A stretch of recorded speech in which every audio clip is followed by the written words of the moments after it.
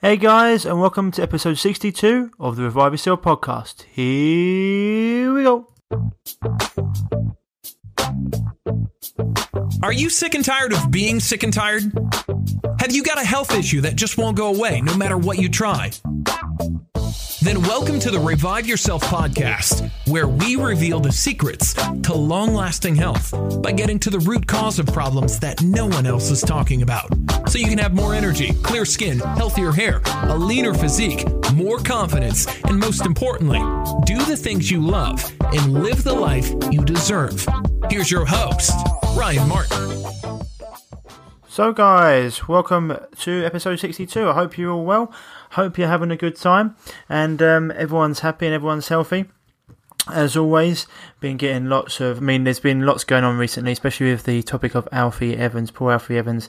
I put a video out on that. You can find that on YouTube, on our YouTube page, if you go to Revive Yourself on YouTube. And also if you add me on my Facebook or our Facebook page, Facebook.com/Revive Natural Health, that'll be on there. We'll be talking about that in a few episodes to come. We're going to get Jason Christoph back on, Terry Tillard, talking about what happens when you sign birth certificates, basically giving up all your rights to your child. We'll be talking about different types of programming that they've got going on, so this will be really interesting. And as always guys, still the free 4-day mini course over at www.reviveyourself.co is going strong, which is brilliant.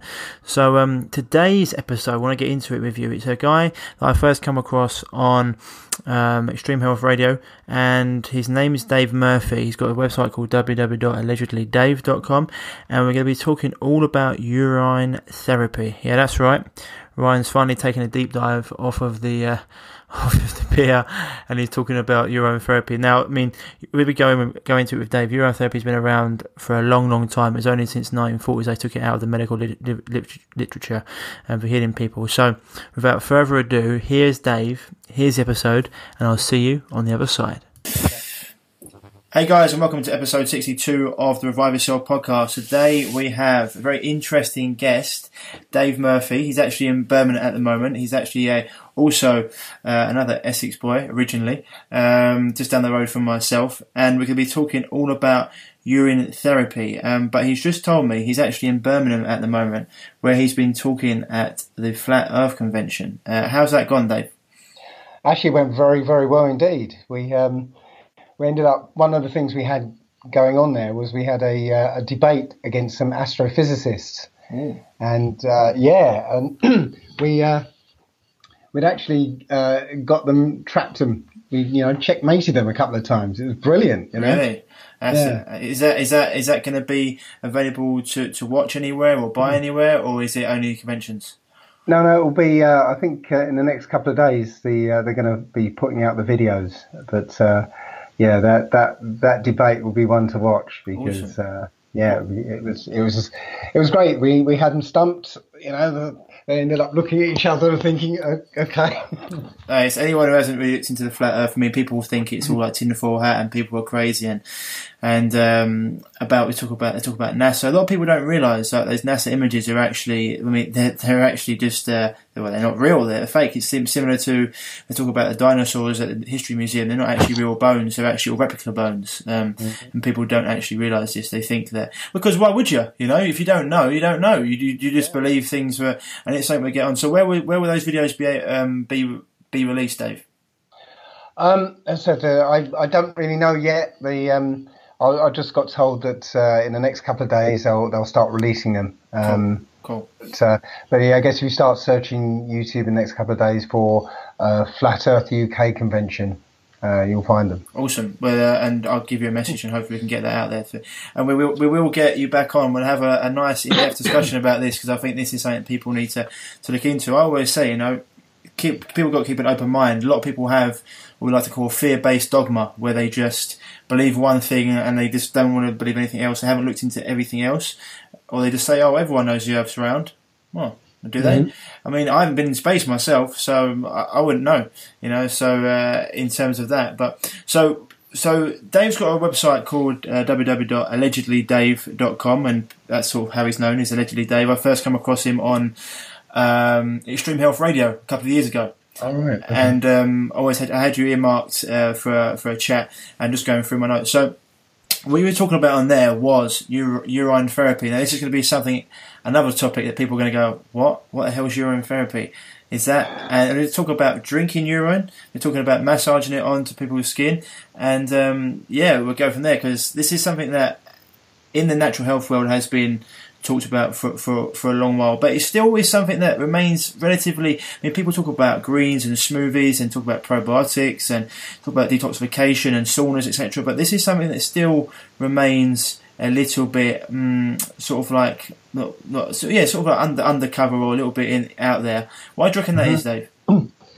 Well, because if everybody knew that they could heal themselves of absolutely anything with something that's free and freely available and always available, then there would be no medical establishment. There would be no pharmaceutical industry, because you have it all with you. Yeah. I mean, there's actually a quote. I actually want to go into that. You've actually got a quote on your site. In fact, should we go? Yeah, but we'll go into it. We'll just go straight in. Why not? Yeah. And it says. I should have to go back up, I think. There is practically nothing that urine won't heal. Urine is said to be effective against the flu, the common cold, broken bones, toothache, dry skin, psoriasis, and all other skin problems. It reverses aging and is helpful with AIDS, allergies, animal and snake bites, asthma, heart disease, hypertension, burns, cancer, chemical intoxication, chickenpox, enteritis, constipation, and pneumonia. Urine is said to be effective against dysentery, edema, eczema, eye irritation, fatigue, fever, gonorrhea, gout, bloody urine, smallpox, immunological disorders, infections, infertility, baldness, insomnia, jaundice, hepatitis, leprosy, lymphatic disorder, urticaria, I don't have time to say that, morning sickness, hangover, obesity, the papillomavirus, parasititis, gastric ulcers, rheumatism, birthmark, stroke, congestion, lumbago, typhus, gastritis, depression, cold sores, tuberculosis, tinnitus, Parkinson's disease, foot fungus, and diabetes, and other endocrine-related diseases. You can replace every one of those things with the word everything. Yeah, exactly. I always like to say to people, the way you heal anything is the way you heal everything a lot of the time as well. And once you do that, like your disease isn't unique. It's just your predisposition to chronic illness, which comes out. So, how did you first get into urine therapy, Dave? Well, 7 years ago, 7 or 8 years ago, I was nearly 20 stone. I was very, very sick. I had chronic asthma. I had, my lungs were the lungs of a 70-year-old, I got told. Mm-hmm. I couldn't walk very well because I had an Achilles tendon operation, so I had pain up the back of my leg and nerve damage on the left side of my foot. I couldn't raise my arm above sort of shoulder height. I couldn't stand up for any length of time because my back would give out. I had very, very high blood pressure in stroke territory, apparently. High cholesterol. I had a whole list of things wrong with me. So I started looking for things, alternative health remedies, because the medical establishment was just making me worse. Just literally, every time I tried something they gave me, I just went down a notch. Sounds like my story. Yeah. So I was trying all these different things. Nothing seems to work. Homeopathy. I tried lots and lots of different things. And then one day I was at a festival, and me and my friends walked into this talk. This lady called Sylvia Chandler was giving about urine therapy. So we kind of walked into that talk like this. Tell us about drinking your piss, wee lady. And, after she started talking a while, we were like, wow, we're going to have to try this. And we all tried it the next day. And, 7 years on, we're all still doing it. Mm. It is, I mean, for the normal person out there, people are going to say, drinking your own urine, I mean, that is, well, a lot of people say it's disgusting, or like you're mad, because, I mean, isn't urine toxic waste that the body's producing? Like, why would you be putting back in toxic waste when that's something the body's getting rid of? Now, what would you say to those people? Well, okay, you're given that impression for a reason, yeah, again, to keep you away from it. The truth of the matter is, it's not toxic waste at all. There's nothing toxic in it, whatsoever. What happens is the blood goes to the liver, and the liver takes out all the waste, all the viruses and pathogens or anything that shouldn't be in the blood. Yeah, the liver takes it out. The purified blood from the liver then goes to your kidneys, and your kidneys are there to keep your blood in perfect balance. So if there's too much water in your blood, the excess water is screened out and placed in your bladder. So literally, if there's too much water in your blood, then your blood's not going to work efficiently. So your kidneys are there to keep your blood working efficiently. So, if there's too much vitamins, too much minerals, too much hormones, enzymes, all the good stuff, having too much is just as bad as having not enough. So all the excess goes into your bladder. Now, bear in mind, your body does not store waste, but you're storing urine in your bladder. And while it's in your bladder, your body is constantly reabsorbing all these amazing substances because it needs it. Right? So most people have had that experience where you've been dying to go to the loo and you get distracted, and then an hour later you realise you don't need to go. Yeah, you had that? Mm-hmm. Yep. Right, so that's where you've been distracted, your body's been reabsorbing that urine, okay, and now it's taken the pressure off the bladder and you don't feel that urge to go, right? So when that storage facility is completely full, your body has no choice but to dump it overboard, because even though it needs all that stuff, it's now full up and there's nowhere else to store it. So, okay, I've got to dump it. Mm-hmm. So that's the only reason. And I kind of liken it to if the International Space Station was real, mm-hmm. And they had a water machine that for some reason started overproducing water. Well, obviously they'd need water up there if it was all real. They'd need water, so they would start collecting that water in any containers they might have lying around, because they need that stuff. But if that machine kept on producing extra water, they'd still... They wouldn't need them to keep the containers anymore because it keep on producing. Well, no, I'm saying if they filled up all the containers, right, they had, and the machine was still producing water, well, they can't. There's nowhere to store it, so all they can do is then dump it overboard. Got you. But if they were smart, they would freeze that water, with a tether in it, and then dump it overboard. And later on, if the machine is not producing enough, as much water, then they can reel it back in and take it back in. Got you. Okay. Which is what we're doing with urine therapy. Right, and we'll get onto that because it's really interesting. I've got you said it's like one of the most studied parts of the medical industry. People don't even know about that, and people don't realise that everyone's been drinking urine. Everyone's done it because when you're a fetus, you're surrounded by it, and it's a really important part of the birthing process or of being in the uterus and being surrounded by everything. So just quickly, then people will say, well, if that's true, then why aren't people eating their feces? What's the difference? Why is urine, obviously you're getting rid of it, the body doesn't need it. So why? I mean, wouldn't the same sort of mechanism work with the stool? Well, I just explained that really. It's your urine is not waste. It's the good stuff that the body needs, that you just happen to have too much of. Our lifestyle, our habits, our lifestyle, our environment causes us to overproduce certain things or underproduce certain things. There's a case to be made for this idea that we don't actually need to drink water. If you're on a fruit diet, well, fruit is 90% water. Mm-hmm. So you don't need to be drinking any extra water, but we do. We drink liquids all the time, and so we're taking in excess water, and that excess water ends up in the blood, and the body's got to do something with that excess water. Yeah.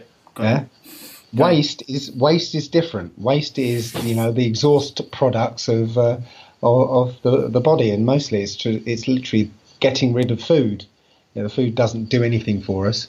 Really doesn't do anything for us. No. The body is just getting rid of this from us, and so there's no point in consuming waste, even though there are people who are trying to make it so that you do. Saying about fecal transplants and trying to build the flora and fauna of your gut by taking in shit basically. Yeah. But you don't need to do that. Your urine will build that up for you. Yeah, I mean that's also because that's just once again looking for a magic bullet to a problem that people don't want to go in and look at themselves. So you said you don't need food. So I've heard Michael Tazarian talk about this as well before, talk about how the body can live off itself, and people do that. But after a while, I mean, would you not die if you didn't have food?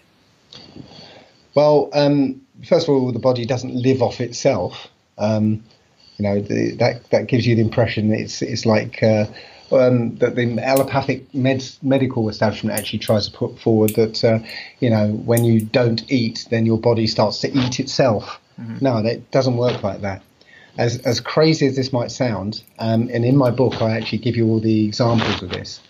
Your body condenses light at a particular frequency for any of the substances it requires, exactly in the same way that trees do.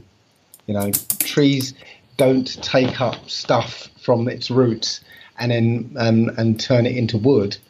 No, it takes light, condenses it down to the frequency of wood, and that's what builds the tree up.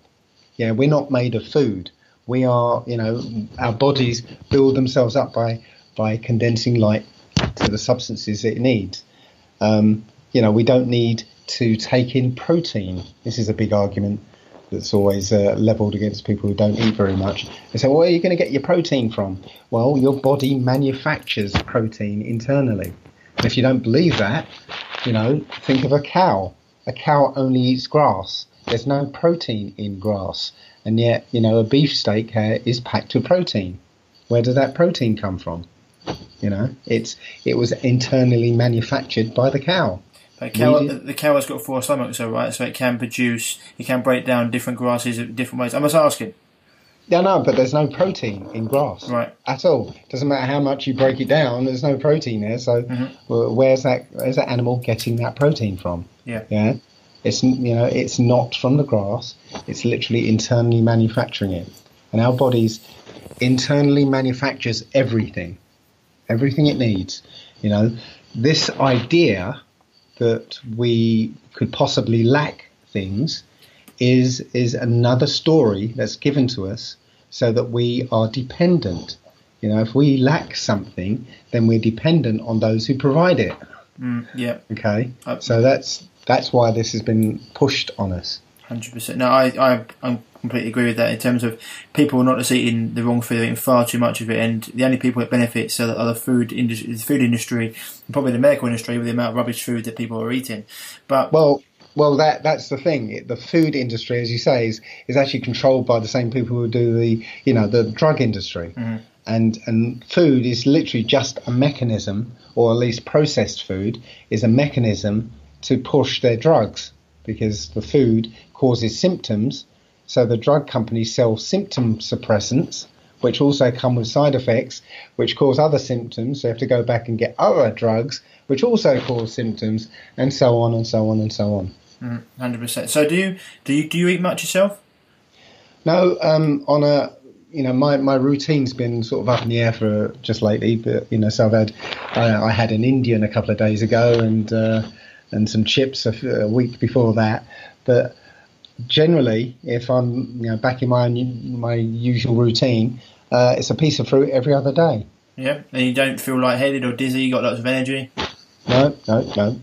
The lightheadedness and dizziness, or whatever so-called symptoms you get if you fast for a long time, they are what are called a healing crisis. As you, and let me step back a second. We all think that eating food gives you strength, gives you energy. Yeah, It's actually the opposite. Eating food takes energy away from the body. Just think if you overeat at Christmas, how do you feel? You don't feel like energized, got all this food inside you. You feel energized and strong, let's go for a run, that sort of thing. No, you're like, oh, I can't move. It's because digesting food takes up around about 80% of the body's energy, right, just to get rid of the food you just put down there. Yeah, it says like 75% of the body's calories daily just move from food from mouth to anus, right? Right, and so if you overeat at Christmas, you put way too much food down there, that figure goes up to sort of like 90%. Mm-hmm. So literally, there's not enough energy for you to even walk around. Mm-hmm. You know, and that's why people end up going to sleep after a big meal or something. Mm-hmm. Yeah. So when you stop eating, the first thing your body does, because when you stop eating, you're not digesting anymore. Then all that energy that you would use to digest food, and I said it's a lot, it's like 70 to 80%, will be now liberated. And the first thing your body does with that energy is, house cleaning. It's starting to get rid of toxins. It's starting to detox. So when you get headaches and colds or flu-like symptoms or whatever, essentially that's your body using that energy to detox. And as those toxins come out, they cause symptoms. Mm-hmm. But those aren't real. Those aren't a problem. Okay, it's actually a good thing. Yeah, 100%. So if someone's just to talk a little bit more on this, if someone was like a sportsman or something like that, and they do a lot of exercise, would eating still be necessary then, or someone's build a physique? Like, because how would that play into this? What the building physique side of it, or even both actually? Or energy? Someone who was like say a sportsman, etc. Would they need more food? So if they're playing if they're a football player, for example, or if someone is trying to build a physique, would they not need more food to create that physique? No. Now there was an example that I can give is a friend, one of my friends I was trying to help. She is a long distance runner. And in order to get over her medical issues, I told her that she needed to fast. And she said, well, I'm a runner and I have a lot of races, coming up. So, I need my food. So I convinced her finally to go on a fast just before her next race. Yeah, just so she can get to see what I'm talking about. Mentally, that's quite tough for her as well, I bet. Yes, it was. It was a very hard thing for her to do. Mm-hmm. But she actually did it. To her credit, she did it, and she ran the fastest race that she'd ever run. Mm. Right, simply because she had more energy to play with. Yeah. Now, if you're building a physique, and you've been, you're stuffing yourself full of calories and protein and stuff like that, and carbohydrates and whatever. A lot of that will be toxic. Yeah, a lot of them will be toxins that you're taking in. Okay, and what happens is, as you take in toxins, your body creates fat to surround those toxins. It's not that you eat fat and it goes on you. It's like you take in toxins, and as a method to protect the body from those toxins, it literally surrounds those toxins in fat, right? So it can't harm the body anymore. And so when you're trying to build your body up, and you're eating all these toxins, you're also putting fat on. Whether it's visible fat or invisible fat, you're literally putting fat on to store those toxins. Okay. When you start, fasting or any detox methodology, again, the first thing that happens is, you might lose weight because, you're going to be removing those toxins out of you, and the fat is no longer needed. So it disintegrates. Okay. So you might lose weight, you might feel symptoms, but literally if you sort of grit your teeth and push through any symptoms, then what happens is, once all the toxins are gone, the healing actually starts. And now that your body doesn't have that housekeeping business to go through, all the clearing all the toxins, now that extra energy, is available for you to use. Yeah. And so, and when you're doing, so for example, I intermittently fast anyway. I generally eat around 1 or 2 o'clock. I had a bit of fruit a minute ago, then I'll have a meal later on. But during your fasting, so for example, you have done a fast, or you've actually done a urine fast, right? During your normal day, like to get to the point where you are doing a urine fast, what did it take? But you drink urine. So it was earlier on, just quickly. But earlier on, you said you have a bit of fruit every other day. Are you still drinking urine in between that? I drink urine. I've been drinking urine 7 years non-stop. So yeah. And I do it. I literally only do it once or twice a day now. Okay, and when's the best time to drink urine? Because a lot of people say the morning is the best because it's got the most nutrients in it, or the best energy in it. Other scientists or doctors have said it doesn't really matter. Every time any time of the day is good. What would your thoughts on this be? It's always going to be the first one of the morning because while you're asleep, your body is resting.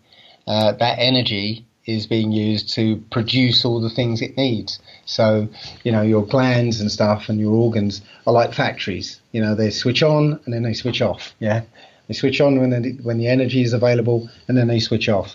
So literally they overproduce stuff, and that's why most people, when they wake up, first thing they're going to do is go to the toilet. Because they're literally the bladder is stuffed full of all this excess of the good stuff that it needs. Okay, so for you went on I've got lots of stuff here, like just for the listeners here. There's the China Urine Therapy Association claims that drinking urine can improve the body's ability to fight all diseases, and I've actually looked at research and see some doctor actually was able to cure a woman of AIDS from this, and she actually had to go to court to prove she had AIDS because they didn't believe it. Said, "Oh no, we misdiagnosed her," even though she tested positive 7 times for AIDS previously. And so, there's actually a great book about AIDS. I think it's called Deadly Deception. I think it was by William. I'm trying to think, Dr. William. I have to look into that to you guys and get back to you. Deadly Deception, brilliant. He actually went around and said that you can't catch AIDS from sex and lots of stuff. He went around. He actually got AIDS patients, withdrew their blood, and injected it into himself live on stage, and said you can't catch AIDS unless you get like a blood transfusion. There's other ways you catch it are from there's like 5 main ways you catch it, and lots of it is by living in poor areas with poor sanitation, like every disease.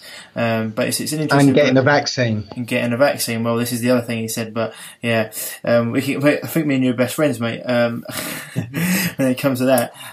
But so with the urine, there's lots of different ways people are doing urine. They've got urine pulling, got urine fasting, we've got urine massaging, eye washes. But just to start with, when you went on your urine fast, did you go straight from food into that, or did you come? How did you get into urine fasting? Was it quite a hard thing to do?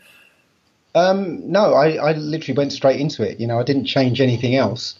I just started drinking, and yes, it was a bit hard to start with because, like most people, I was, kind of I've been brainwashed like everyone else. So I was really squeamish about doing it. So my first day, I had my, just weed in a glass, and I'm looking at the thing, thinking, "Oh, it's warm.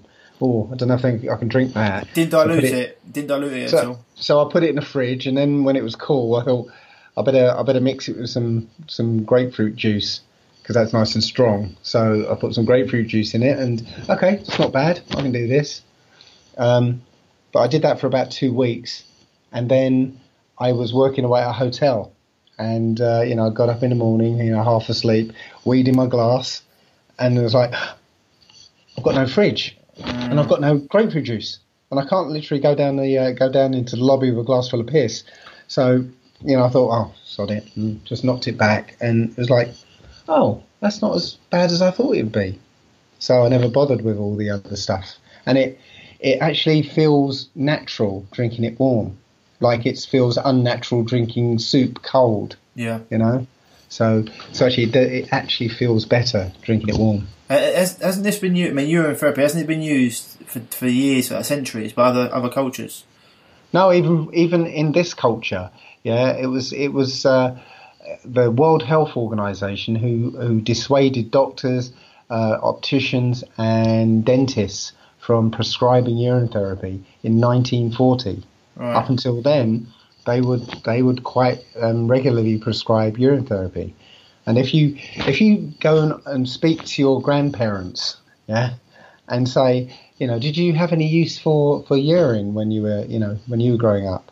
And they'll start saying, oh yeah, if we were told if you had blisters on your hands, you piss on them, or if you had acne, you'd wipe your face with urine, or they'll come out with all these things that they knew back then. Now they'd say there's a thing, isn't it? Like the jellyfish sting. If you get that, there's always a thing about your wee on that. Is that the same sort of hidden benefits because of that, or is it ammonia in it, or something? Well, no, it's the same thing. You mentioned urine massages. Mm-hmm. Well, that's the second half of urine therapy. So drinking is one part of it, right? And it literally forces the body to push out toxins. The second half is actually massaging it into the skin. Okay, so how would people do that? So when you talk about urine massage, how much? You're talking? I'm guessing you're not talking about putting lots on it. Maybe just a little bit, or how would you go about it? Right, so what I tell people to do is, like, when they pass a glass of urine, okay, they'll drink everything but about a centimetre of urine in the bottom, yeah? And with that centimetre of urine, you pour a little bit into the palm of your hand, mm-hmm. take a section at a time, like an arm, mm-hmm. and then massage it into the arm. Keep massaging it until it completely absorbs into your skin, mm-hmm. and goes completely dry. And it won't smell whatsoever. No smell? Yeah. And then you pass and you keep doing the rest of your body, in sections. Do your hair as well? Yes, you do. Yeah. Yes, you do. And because you're only putting a little bit into the palm of your hands, yeah, and you even if you've got long hair, it will absorb quite quickly. Yeah, if you just keep it moving and keep massaging it, it will absorb fairly quickly. Any good for dandruff? Yeah, it will heal dandruff straight away. Because a lot of people talk about it also being anti-parasitic, and obviously 90 to 95% of the world have got a fungal and parasitic infection, so this stuff's going to be pretty powerful for them, like toenail funguses, things like that. Toenail fungus, you just do yourself a little foot bath, and then massage your feet dry after you take them out, and the fungus goes in a couple of days. No, this is interesting. So you talked about freezing it, and you've also talked about, is also on your website, you can look into aging urine. Yeah. So what are the benefits of age and what are the benefits of freezing it, and why would you do one and not the other? I don't think I put anything about freezing urine. Not on your website. Didn't you say earlier on when we were talking, you said you're starting to freeze it? Maybe I've got the wrong end of it then. So you said, okay, maybe it was just me. I heard you wrong. So aged urine. So right. why would aging urine be good for someone? Well, aged urine is amazing for external use for the skin. So yeah, if you get cut, for instance, mm-hmm. yeah, and if that cut is like pumping blood out. Even just regular urine, if you just put fresh urine on it, the bleeding stops immediately. Okay. Yeah, and within minutes it will start to heal over. Now the effect is magnified, accelerated with aged urine. Somebody suggested that it was the stem cells in the in urine. When you age them, they multiply greatly in there, and and they work a lot faster. So using it on the skin, it's amazing. So how long is aged, and how would you keep it? Would you put it in the fridge, or would you just leave it out? Or what would you do? You leave it in a glass container. I use a glass bottle, mm-hmm. and you stop it with a piece of cotton wool so it can breathe. Okay. That way it doesn't go really, really stinky, and you just leave it out, room temperature. Somewhere, don't have to put it in the fridge or anything, and yeah, anything over sort of 8 days is considered aged. Okay. And could you drink that if you wanted to or not? Well, personally, I don't sort of advocate that, but I'm in a group on Facebook with so many thousands of people, and there are a lot of people experimenting, and they've found. Some of them have found if you drink urine, it actually kills parasites. If you've got problems in your mouth, for instance, if you do, you swish aged urine around the mouth, literally the top layer of skin in your mouth literally comes away. Really? So that if you've got like ulcers in your mouth, you sort of swish aged urine around it, the whole top layer of skin comes away with your ulcer, apparently. Interesting. Because ulcers are like, it's a viral condition, isn't it? But I reckon this would be hugely antiviral. It is. Yeah. Urine is antiviral, antibiotic, antihistamine, anti-everything. Yeah, I can imagine. And so, okay, because some people were talking about oil pulling as well. Oil pulling? Urine pulling. Have you done that before? And if yes. you have, yeah? In fact, before me and our group did it, I think that's where it came from. Right. Because so we started urine pulling just because we'd got into oil pulling. I thought, well, I wonder if it will do anything just to do the swishing with the urine. And sure enough, if you've got anything wrong with your gums or your teeth, urine pulling does really well. Yeah. And it also part of one of the methodologies for let's say you've got an allergy, you've got allergies to something. As soon as you get the symptoms to that allergy, put 10 drops of urine under your tongue and hold it there, and the allergy symptoms go away. Right. So, you're doing a urine pull, basically informs your body of what's going on in your body. Yeah. Because you've got lymph nodes under your tongue. Yeah, someone was saying, there's people out there, oil pulling, urine pulling, it's where you get the liquid and you swish it around your mouth for like 15 to 20 minutes and it draws toxins out of your body through into that liquid and you spit it out. So it's the same thing with urine. And I've also, people have said that it can whiten your teeth, etc. Same as like coconut oil. So sorry, you were saying about you got lymph nodes. Sorry, just. Yeah, sure. You've got lymph nodes under your tongue, and when you've got any condition going on in your body, like an allergy, when you put urine under your tongue and hold it there, well, the urine's already got the antihistamine for that allergy. Or if you've got an infection, the urine's already got the antibodies to that infection. So literally, you're telling your lymph nodes, what's going on somewhere else in your body.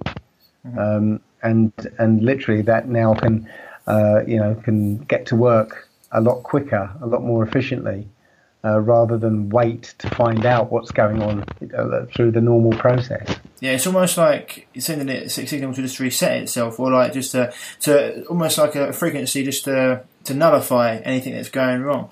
I always talk to people about this. They always say about healing people. I say, look, I've never healed anyone. I've just given keep people's bodies the right direction in which to go to heal. And people say, like, look at an animal in the wild, anything happens, they're going fast. They will go fast and just get rid of it. And it's the same with it's what we would traditionally do, but in today's modern world of having shops there 24/7, open 24/7, just having all these different drinks, etc., we've literally been, brainwashed into believing like you can do what you want and have a pill and it's okay. It's not how you go. And thinking that things like this is what cracked me up.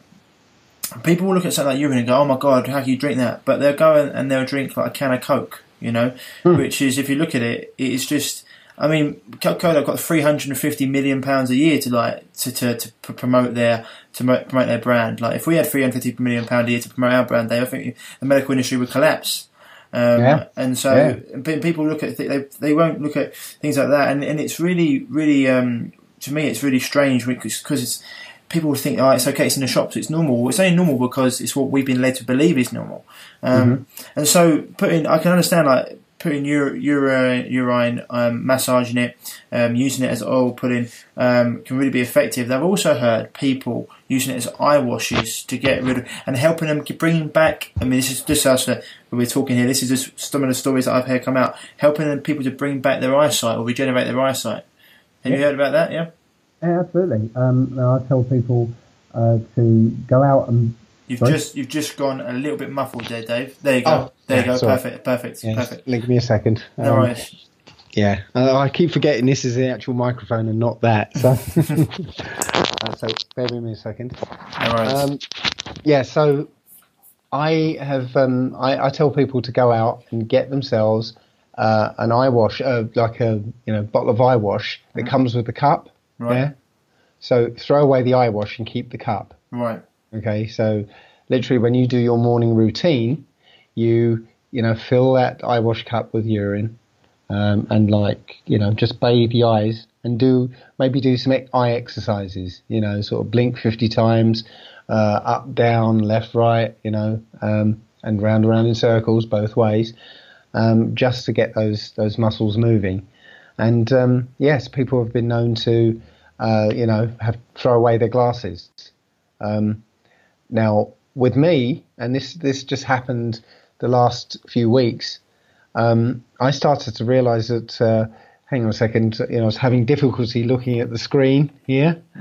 Mm-hmm. So I was like squinting at the screen and having to move back and all that, Mm-hmm. So I started doing the urine on the eye wash, in the eye wash cup, and now it's kind of got back to as it was like, say, a few months ago.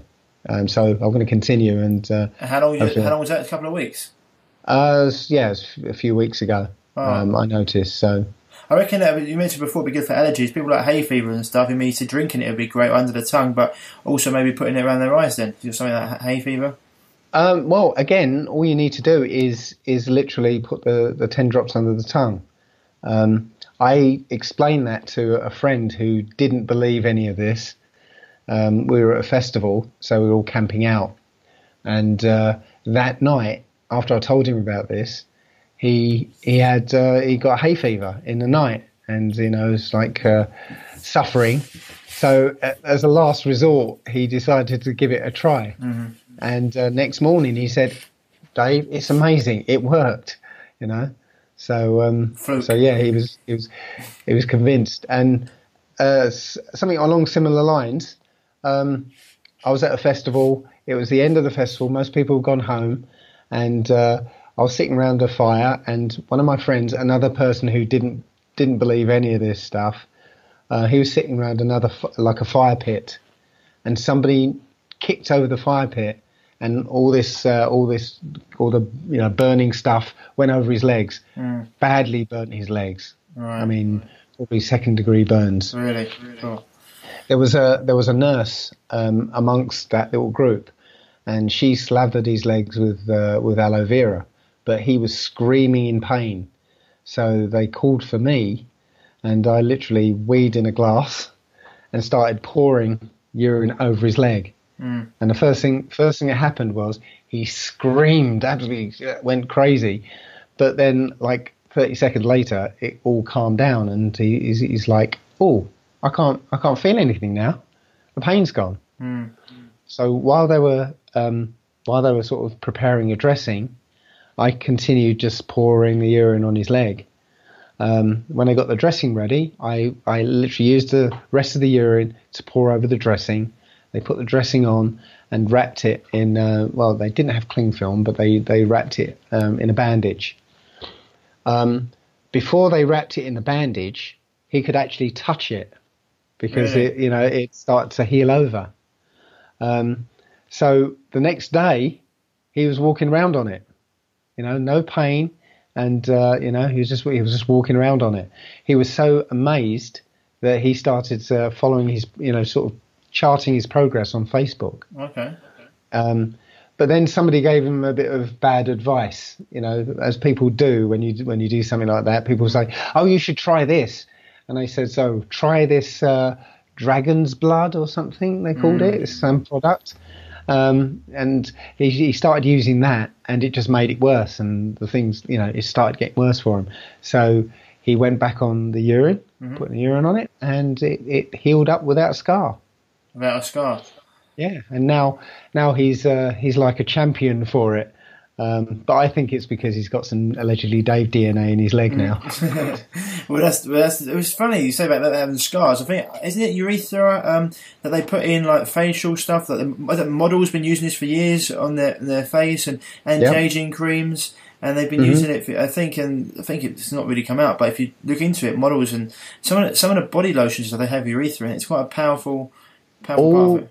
All moisturizers and skin creams and lotions, they've either got urea, uric acid, or something, just to hide the fact that it's cow or horse urine. Right, really? Yeah. So you're slapping cow's urine on your face. So I'd rather put my own urine on my face. Exactly. And you know what? I mean, I don't know if you can see, this is not 55-year-old skin. No.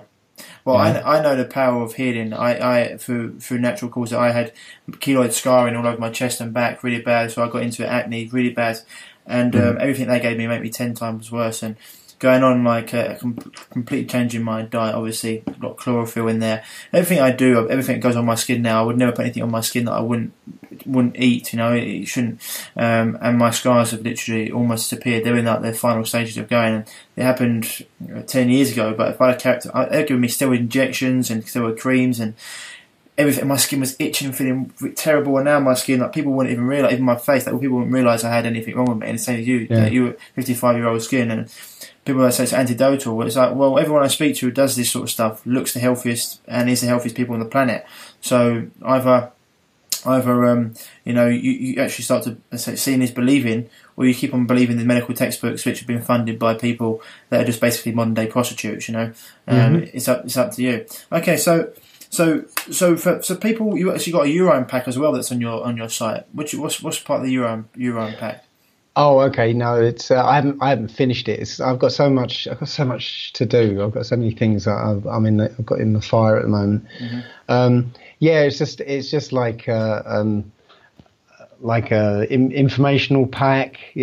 Tips for if you've got bee stings or burns or cuts or whatever. Just a little reference guides and stuff. It's just like a little, I call it a first aid kit. Yeah, a bit like a little, I know what you mean, sort of like a little manual for people. So, I mean, if I was going to mention to you there, if people have got, they're going to say to that, well, how much urine should I start with, or what's the best way to get into this? What would you say to people? Would it be like just to have some in the morning on an empty stomach, or maybe have some later on because it's not so potent? How would you say to people to get into this? Right. Well, generally, I talk to people who are sick, and they're coming from that starting position of trying to get rid of a particular ailment. But if you want to start because you want to be healthy or lose some weight or whatever, then I would start people on drinking twice a day. So the first one of the morning. So what you do is you let a bit go, collect it midstream, let a bit go at the end, and you usually pass, whatever you pass in that midstream. Yeah. So if you've got like a pint glass, funny thing is, if I have a pint glass there, I'll pass a pint. If I have half a pint glass there, I'm going to pass half a pint. I don't know how that works, but so literally whatever you pass, you drink. So you drink that first one of the morning, which is the most important one, and then another one late afternoon, early evening. Not too late at night, because the burst of energy you're likely to get, and if you're not used to it, it's going to keep you up all night. Okay, not in a bad way either. It's like if you're going out for the night and you're a bit tired, drink a glass of wee, you'll be flying all night. Yeah. So if people are thinking that it's going to be too much for me, they can dilute it with water, maybe a bit of honey in there, or would you say like an organic orange juice could make it better, or how would you say what would be your best advice? If you're squeamish about it, then there's a few things you can do. There's one person who literally gets 2 litres of water and mix it in with 2 litres of water. So they've got a big glass or jug of water that they drink from all day. Yeah. or, like I did, mix it with grapefruit juice. Apple juice is probably better because the texture and flavour of urine is very similar to apple juice. I was actually going to say to you, how do you conceal this if your friends and family? Do your friends and family think you're nuts doing this? They did to start with, but a lot of them are doing it now. So first they laugh and they follow. But when I was doing my urine fast, I was actually working in London, right, in an office. So, and I was thinking, how am I going to be able to do this? Like go to the toilet every so often, and drink wee. So all I did was I got myself an empty carton of apple juice, left it on my desk, and then go to the toilet, wee in a glass, put my glass down on my desk, and then drink from it when I needed to. People think People think it's apple juice, so they get a shock if they wanted to nick it. But But that's like with when you say about the drops under your tongue, you could probably get something like an old milk thistle and just put it in there, and people wouldn't have any idea. Like bee propolis looks pretty similar to it, I suppose. Like so it's just sort of like just thinking of ways people can have this stuff. At the end of the day, people don't need to know. No, you don't have to hide this stuff. Most of the time you go to the toilet, you go on your own anyway. Yeah, exactly. So rather than go, into like the little cubicles, sorry, not cubicles. I mean the little wash basins. Yeah, urinals. Yeah. Yeah, you go into the actual toilet cubicle. Yeah, you can get I've got a collapsible cup, army surplus collapsible cup that I carry with me. I literally just in there, drink it, and go out again. Nobody has to know. Fair enough. Your ablutions in the morning. Yeah, nobody's there watching you there. So you can do all your massages and whatever. You stand in the shower and do it, and nobody has to know. And if you put that stuff on, you go out in the sun. Is it okay? It's not photosensitive or anything like that. You're absolutely fine. Absolutely no hypersensitivity, nor again does it smell. I tested that because, as I said, I was working in London, and I was thinking if I'm covered in piss and I'm standing in a tube in the summer, I'm going to have a big space around me. That might be a reason to do it. No. Well, that is a good reason. Yeah. But no, you know what? What happens is the opposite actually. Because amongst the hormones in your urine are pheromones. I can imagine. So you're most likely to have a bit more extra attention. That's so that's a little tip for you guys out there. Some more female attention. Okay, cool. So I mean, we covered quite a lot there, Dave. What is the name of your book for people if they want to go in and get that? My book is called The Human Body Owner's Workshop Manual, and you can get it at lulu.com. Or if you really must, Amazon, but don't, because Amazon's evil. Are they? How comes that?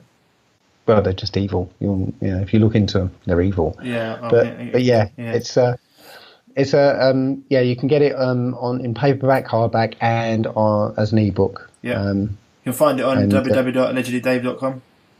Yep, you can find it there. So with Amazon, because Amazon I think they bought out Whole Foods recently, didn't they? Was it Amazon? Yeah, I mean they're one of these big companies. I mean, I'm guessing you probably go into things like they're going into the AI technology and things like that. It's quite a scary. The more and more I read about it, it's quite a scary. It's very, very scary actually with the self-driving cars, but then the robots and the way that they're trying to make it that our consciousness, the things that we're so good at humans, that our creative mind, etc., they're trying to take us away from that and make everything very much automated. Amazon a big part of that. Amazon are a huge part of it. I mean, the other thing is that most of the time we used to get all our information from books. Yeah, that was where all the knowledge of humanity was stored. But Amazon have been kind of complicit in basically removing those from us. Now all the bookstores, all those tiny little bookshops that would hold all these rare books, and the rarer they are, the more useful they are to us. Well, they've gone. They literally have been hoovered up by Amazon and places like that. And now you can only get the books that Amazon decide you can have. essentially. If it's some really hard ones to get, like I know what you mean. It's going on with, unfortunately, the technology allows us to do things like this, but it's also stopping us from using our great. I say to people all the time, like, you need to get. If it wasn't for business, like Facebook, I'd very, very much limit it. I was talking to one of the guys on the Mind Pump team. He's saying like he's started to limit his children to 4 hours a week on and he said they couldn't, because they said they were good kids beforehand, but he said that the difference has been amazing. 4 hours a week just on anything any technology, and they're more obedient, they're laughing more, they're more creative, because they're actually trying to get us this world where we just live here and we don't get experience. It's why part of anything we do, we talk about health and talk about urine therapy, but it's part of the bigger picture when it comes to going outside amongst nature, things like qigong, tai chi, movement and breathing, talking to people similar, like having human communication, because most people, mentioned it before, the book called iGeneration said, if you look at the stats of what's happened to people since the iPhone's come out, like sex has gone down, many times we meet our friends and family each week's gone down, depression's gone up, because people are looking at these things the whole time and also judging each other by these things, looking at people's lives thinking that's the way it's going to be. So really interesting. It's good to speak to someone else like yourself. One of the interesting things to know is that Steve Jobs would not allow his children to have an iPhone or an iPad. Yeah, there's a reason for that, And in my life, my son used to be an Xbox addict. Yeah, he would spend every waking moment either on it or thinking about it, or he'd come home from school, he'd be on it with his friends and stuff. He lived in that world until his Xbox broke, and I refused to get him another one. And he went through 2 weeks of withdrawal symptoms. I mean, rages, depression, anxiety, the works. But after that 2 weeks, he realized he had an interest in music. Just like decided, hang on, I like making music. So he, in the space of a month, he taught himself to play keyboards. He'd figured out how to record himself. He got his first album out on iTunes. He then went on he became a registered manager at 13. They didn't know he was 13, so he became a registered manager. He liberated some of his friends off the Xbox, turned them into a pop group, started taking them to recording studios and photo shoots and all that, and then learned how to be a battle rapper. And became one of the top battle rappers. Well, that all takes creativity, right? And the things that they're trying to take us away is that we want to make a left brain logic and no creativity. And it's, if we go deep into, being things like David Icke says and a few of the other guys out there talking about them trying to just the big picture is just to make us like the scene in the Matrix, make us no more than machines, just for the just use that energy rather than having us be very creative and do it. Machines can't make a beautiful piece of art, or they can't. No. They can't. It's that all comes from us, and having that. But you think about all these children out there who've got this unlimited creative ability. That's all been hijacked by these machines. Yeah, and as soon as you get them off them, and you allow them to flourish without this technology, they start to express themselves and play and laugh and draw, even drawing and colouring. I always say to people, like, we talk about meditation, just calming the mind or just stillness, because people always want things to go on. I say meditation hasn't got to be you sitting there. It can be you. It can be you colouring. Sometimes you go into states of meditation even when you're working, because like you're just out. If your mind's on anything else, or you colouring book or drawing or whatever it is, you can do it when you're walking. But it's just quieting the mind and just allowing nothing else to be present. Just being in there, and it's a huge part. Everyone wants to be distracted. We're in a constant state of just being distracted away from the deeper thoughts and deeper meanings, just in case, is it Jung or Nietzsche who says people will do anything to get away from the voice of their soul? I can't remember. It's something like that. People don't like it. So, something like that. But yeah, you're right. It's we've got to this stage where, for one thing, a lot of people can't stand silence. can't stand being alone in silence. They have to have the television on or something, or something playing, or something happening in the background. So I guess they don't feel alone or something. And people don't like being in their own company, you know. So that's one of the I guess exercises to get people to be more rounded. You know, get them to be happy in their own company. Right. You know, Exactly. Well, not doing stuff. Yeah, 100%. And these are virtual reality thing. It's just almost like it takes everything out because you're just there, and it just means there's no human interaction. I say, I think it's saying he was talked about it with another guest, Scott Jack. We're talking about how it's gone down. There's a lot of different reasons. They're almost pushing this agenda as well for it to be like that. But just getting out there. I mean, when you had your convention the other day, how many people were there? In your there was about 200 people there. Yeah, and all similar sort of. They're all into this sort of stuff. But you had some great conversations. Oh, it was non-stop talking for 3 days, and it was non-stop interaction with people who don't get to talk to other people because nobody wants to be seen as mad. Yeah, I was to say if you're there, you say 1 million people are wrong doesn't make them right. You know, being the same person in the room for the crazy people, that's actually a compliment. And I always say to my clients when they first start working with me, you probably get it yourself. You know, you say, look, how's doing things like everyone else working out for you? Oh, it's not. Okay, well maybe it's time to try something different because, you know, even Einstein said doing the same thing over and over again, expecting different results is insanity. Even though we can go into that. I don't know, what do you think about Einstein? I think he was a fraud, pretty much, because actually when at this conference, we had this debate with the astrophysicists. I actually stumped them on one question. Basically, the proof of Einstein actually proved him wrong. Well, this is the thing. They talk about like, so science is very much, we got to look at the facts, the figures, etc. And then when it comes to quantum physics, for example, they sort of go, oh well, we don't really know, so we're just making it up as we go along. And it's like, well, that's not very scientific, you know. So it's interesting. What was the question you were asked that stumped them? Okay, it's to do with this. Recent announcement of gravity or gravitational waves. Yeah, there's a facility in America called LIGO, and what it is they have this facility that's like L-shaped, okay, and both legs are 15 miles long. And what they do is they fire a laser, split the beam along these two legs. There's a mirror at the end, so the beam bounces back. They recombine them and fire that beam onto a screen, okay?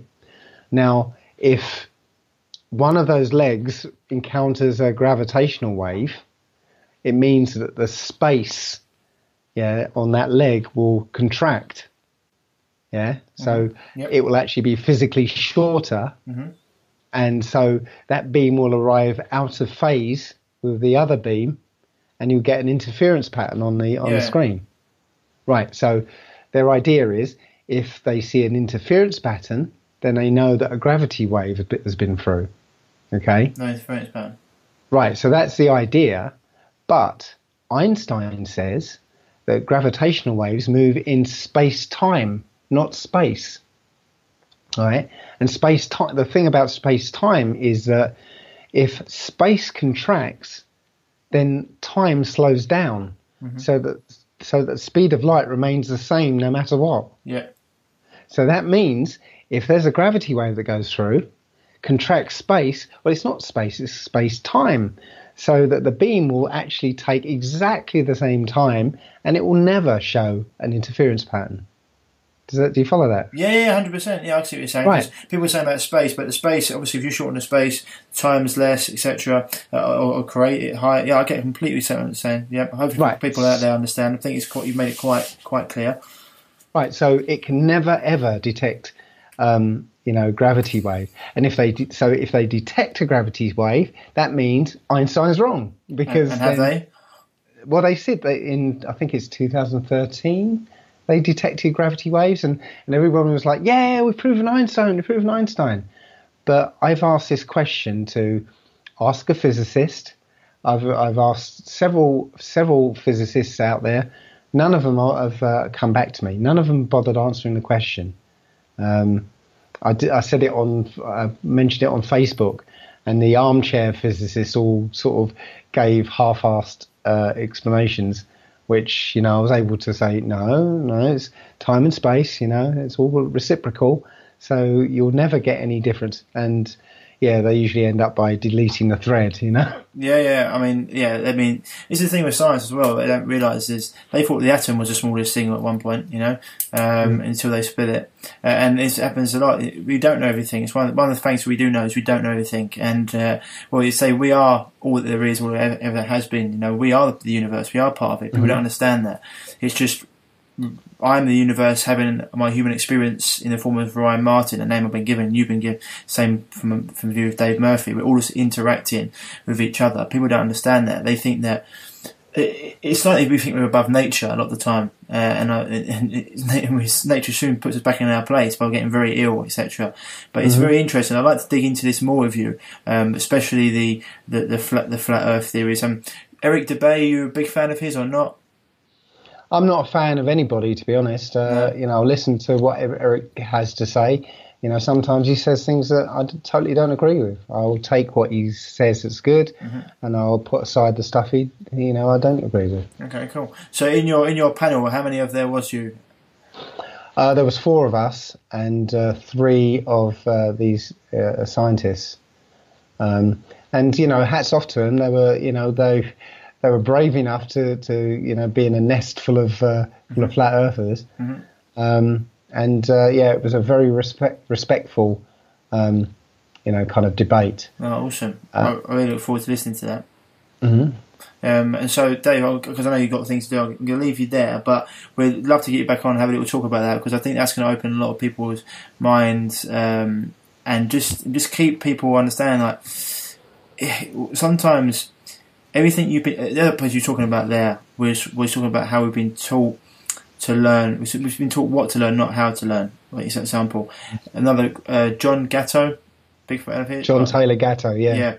So, I don't want to say fan. I mean, like, you appreciate his work. Here's another one. It talks about how far we've gone in the wrong direction in terms of teaching and in terms of learning. They had kings that were 6-7-year-olds navigating the seas.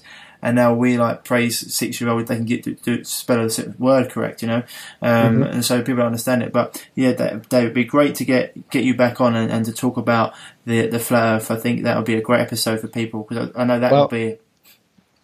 I'll just say, when you talk about children, again, in our culture we think of them as little idiots. But one thing that I've just discovered in my research into language, babies actually speak a language.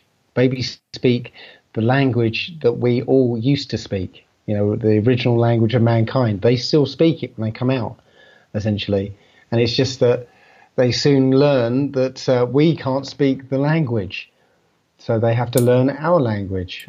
Well, yeah. if little ones are so, it's like, if little idiots, it can't be, it can't be true, because they always say, like, you can't teach an old dog new tricks, right? Kids can learn at an incredible rate. They can learn, pick up different languages quicker than adults. They can learn how to play sports better than adults, or whatever it may be. Like, a young mind, like a sponge. So they're not little idiots. They're actually, they're actually like the most intelligent ones on the planet. They're infinite potential, aren't they? Yeah. And there's a reason why the two most wise demographics are marginalised in this society. Very, very young people and very, very old people. Yeah, they're the ones who know the most. Yet we marginalise both of them. Oh, because the youngsters are going off instinct and going off just what they think. It's like studies showed. I was talking to surgeons about this. You get an adult. You get a child who has surgery. He'll come out of surgery, be running around, and he'll be doing whatever, and people have to slow him down, or because he doesn't know he's meant to go through a recovery phase.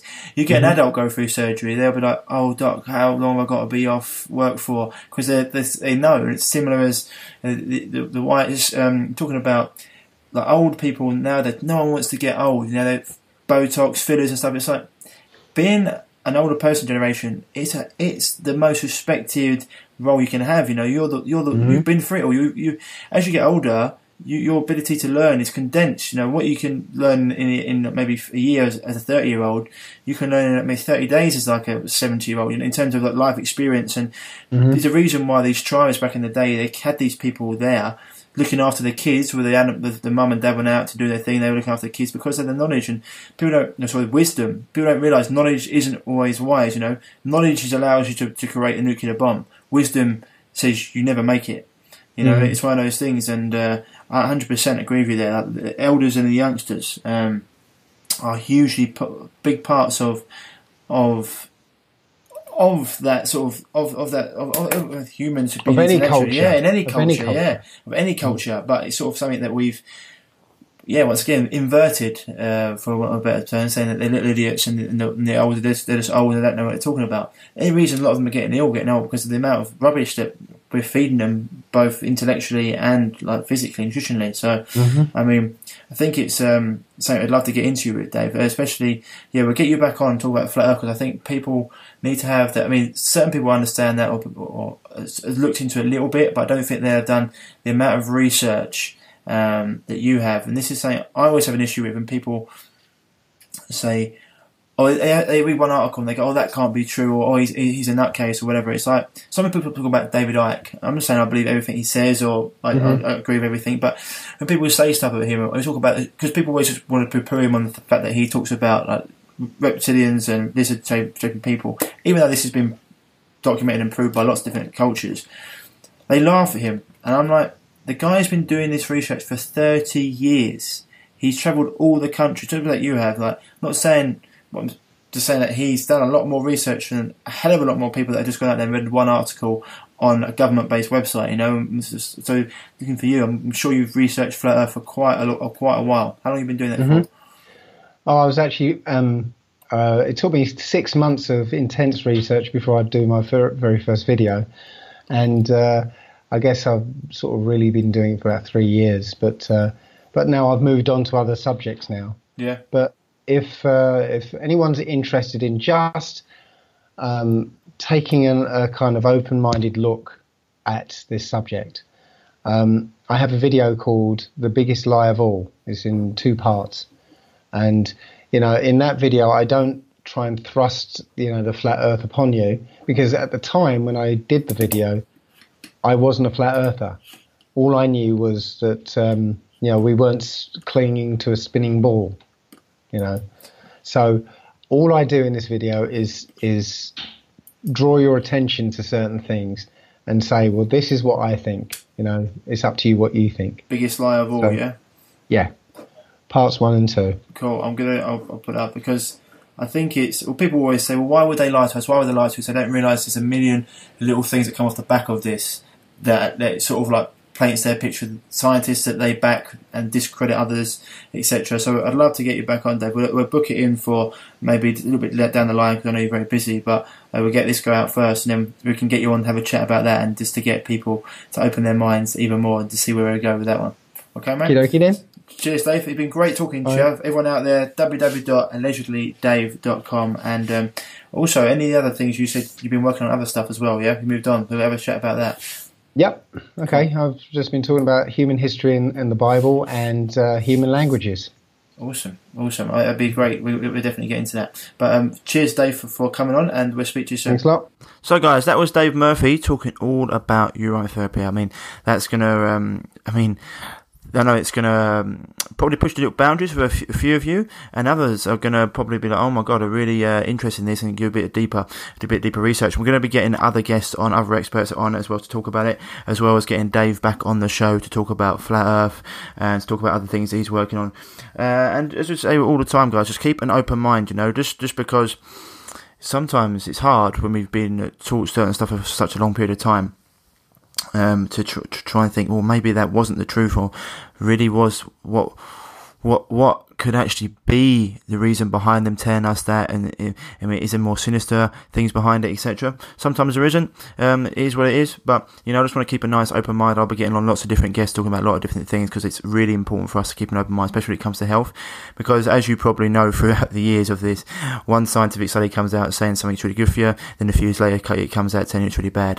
Same happened with fat, demonizing fat, and everyone knows that fat's not the reason why you get high blood pressure, cholesterol, etc., heart disease.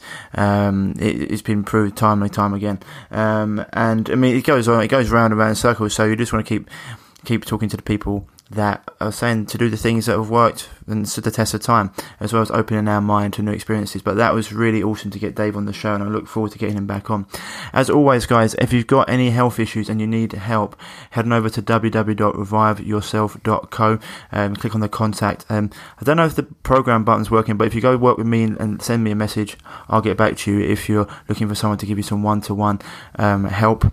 The programs we offer, obviously, we give you support throughout all of our programs, unlimited support, which you're not going to get anywhere else, and all our programs are, we use a complete holistic approach. We go into not just nutritional stuff, we go into the physical, the energetic, the mental, emotional side of things, and it's actually something that I know lots of people will be benefiting from. And as you can see, got a really good story coming out with Neil. We're going to try and get Neil and more of our client stories out to people, because I just want you to know that if you're living in pain, and even if it's been going on for 10, 20, 30, 40 years, it doesn't have to be that way. There is another way, and your body can return to full health, because the truth is, your body wants to be healthy.